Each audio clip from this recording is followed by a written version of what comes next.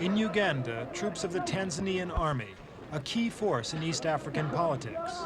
There are still a few thousand of them here, all that remains of the 45,000-strong force which drove out President Amin 2 years ago. They've helped prop up the regimes that have succeeded Amin. Now the last of them are going, waiting for transport on their way out. They'll all be gone in the next few weeks. So how will Uganda manage now?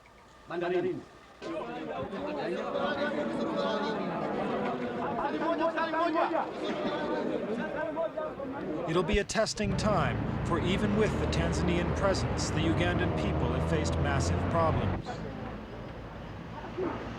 Problems of internal security, guerrillas threatening violence in outlying areas. And economic hardship also, an economy that's never really recovered from the chaos of Amin's 8-year rule. Leading Uganda today is President Milton Obote. It was he who lost power to Amin in 1971. He's been president now for only 5 months. But he says Uganda can get along without Tanzanian troops. The Tanzanians first intervened in Uganda 2 years ago. Then they forced their way over the border into Uganda's capital, Kampala, bringing with them Ugandan exiles hostile to Amin. Amin had never got along well with neighboring Tanzania. Now he was to reap the bitter fruit of his antagonism toward that country.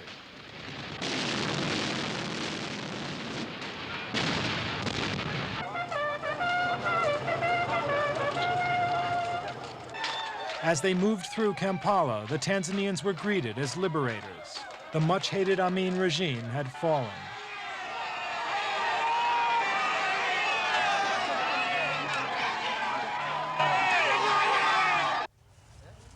The invaders swept through the country, clearing the last pockets of resistance. On the back of the Tanzanians' military power rode a coalition of exile groups organized into the Ugandan National Liberation Front. Ugandans felt they could look forward to a new era in their country's history.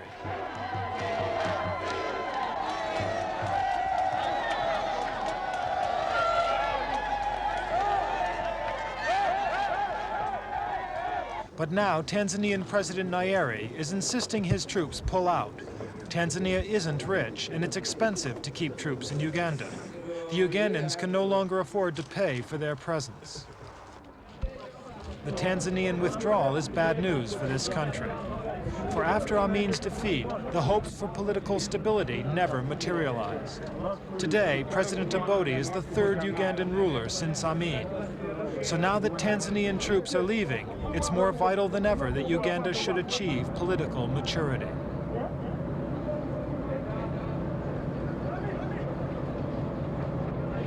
A first step in the advance to an ordered democracy came last December with the first general elections to be held in Uganda for 18 years.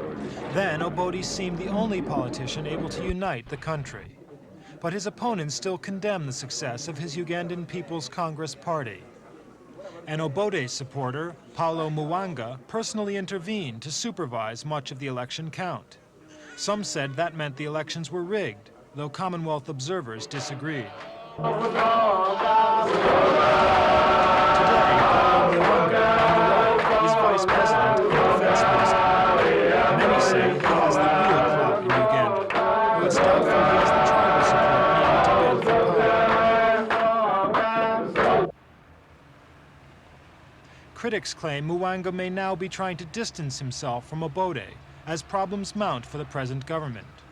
But as yet, there's little evidence that Obote's support is being eroded. Obote himself has always denied that threat. I'm the president of Uganda. I'm the president of the UPC. I'm the one who appointed Paul Muwanga. I'm not the figurehead. I'm an executive president, both of my party and of Uganda. But there's no denying the threats to the security situation. The Tanzanians have been handing over to the Ugandan National Liberation Army. From now on, they'll have to keep the peace. But this rapidly recruited force is ill-trained and unpopular. They've been accused of robbing, murdering, and harassing civilians. So now the troops have returned to their barracks for training and discipline. Some have been arrested, some discharged.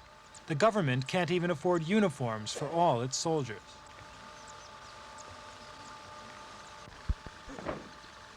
We asked President Obote, is the army itself a source of insecurity?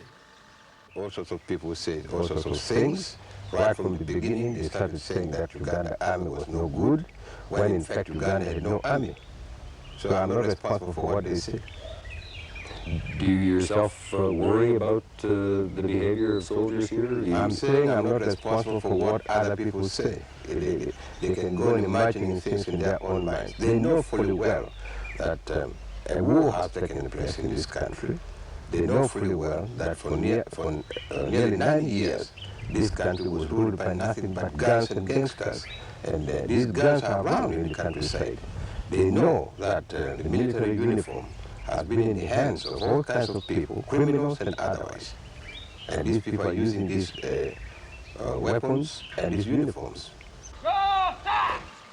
With training, the Army may re-emerge in the future as a potent and organized force for internal security. But the officer here is Tanzanian. When he leaves, who'll replace him?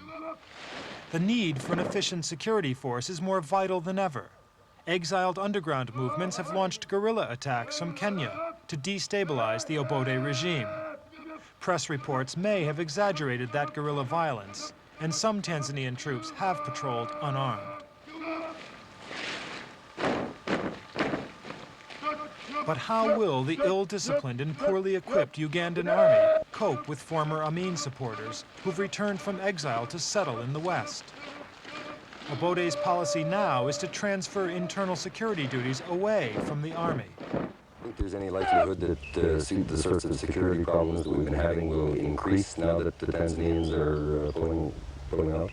I don't see much of a security problem affecting the army as such. I think the Ugandan security problem, right from the time of liberation, was mismanaged by the governments which was here.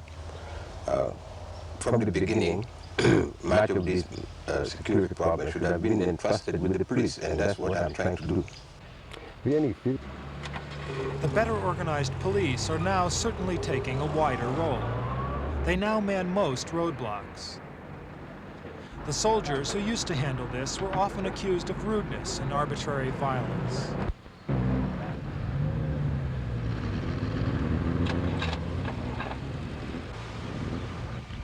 There's further evidence the police role in Uganda is expanding.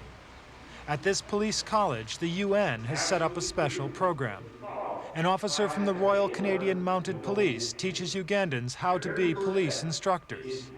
Such programs are badly needed here. A shortage of trained police investigators has made it impossible to try or even charge the 1,000 former Amin supporters now held in Uganda's overcrowded prisons. The jails have been so full that Obote recently released 3,000 detainees, including many of the former Amin men. And yet this drilling and marching is an indication of growing police efficiency. The opposition Democratic Party claims many of its prominent members have been arrested. Obote says everybody detained will face trial, unlike in the past.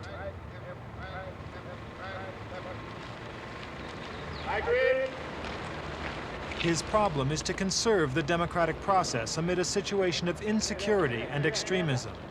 In his recent budget speech, he confirmed his commitment to democratic principles.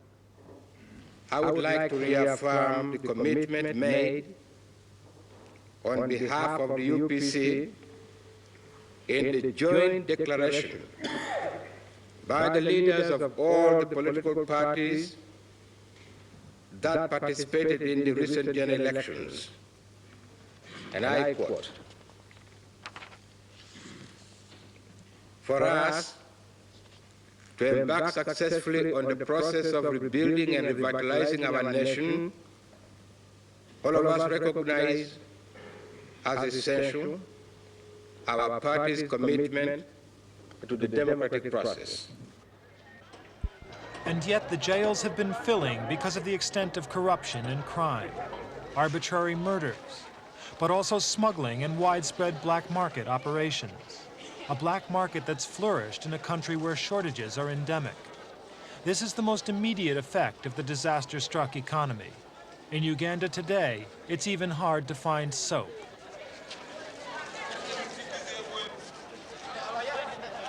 This market seems busy enough. But until recently, even coffee, Uganda's major export crop, was controlled primarily by black market operators. And that's not all. Vital services here, like transport, just aren't working. There's been heavy gasoline rationing. Now, just when the oil shortage seemed to be easing, when some new buses were back on the roads, a crippling blow has hit the government. The recent decision by several oil companies to halt oil deliveries to Uganda. That's because of high outstanding debts. Uganda's practically bankrupt. Among other shortages, there's not enough foreign exchange, and that means there's no financing for even essential imports. With continued instability in the last 2 years, it's been impossible to rebuild Uganda's economic infrastructure.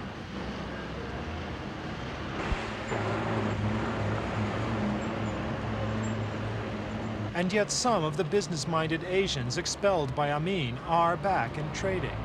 There's renewed foreign investment. This year's cash crop should be large. And Obote claims Uganda will produce all the food it needs within 3 years. There could be a grave problem, though. The crops in Uganda's northern Karamoja province have failed, and that means last year's famine there could be repeated. To encourage development of a depressed economy, President Obote's budget speech called for the floating of Uganda's currency. The shilling will be allowed to find its own level. That provoked laughter and taunts from Obote's opponents. The president's election manifesto had socialist overtones. Now the opposition said he was coming around to their own free market viewpoint. Just like a person requiring an operation has to undergo and bear the pains before and after the operation, Uganda has got to go through the same process. In the past and up to now, the fixed prices have only benefited a few people in our society, including magenduists, smugglers, and hoarders. The morning after Obote's speech, the streets were unusually empty of those magendoists, the black marketeers. The day before, there were crowds of them here, but they were confused by the floating of the shilling. They no longer knew how much to charge. The black market and the lack of effective price control has hit Uganda's workers and peasants worst. Almost everyone here has a vegetable garden to help cut back on food costs. Joyce lives here with her children and sisters. Her husband was killed by Amin. Only Joyce has a job, earning 2,500 shillings a month. Yet the household eats 2,000 shillings worth of food in a week. Just a bunch of bananas, the staple food here, costs 800 shillings. A child's dress costs nearly a month's salary.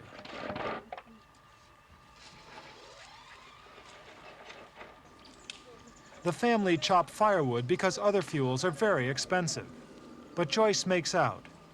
She has some cows and sells the milk. She also buys cosmetics through a connection in Kampala and sells them at highly inflated prices to shops in small towns. Such is the momentum of a black market economy.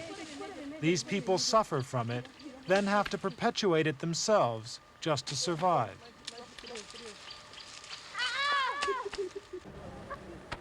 As the Tanzanians embark then, the country they're leaving behind faces severe challenges in the months to come. If the problems, the shaky security, the stumbling economy, were to overcome the present government, no one knows who'd replace Obote. The official opposition is thought to be too moderate to launch a coup against a regime in difficulty. Former President Amin is himself taking it easy at a luxury hotel in Saudi Arabia. The guerrilla groups have yet to prove they can command widespread popular support. And that's true also for Vice President Mwanga. although he may yet have his say if Obote should falter. With the Tanzanians leaving, Uganda may have little to look forward to but another period of instability, unrest it simply can't afford.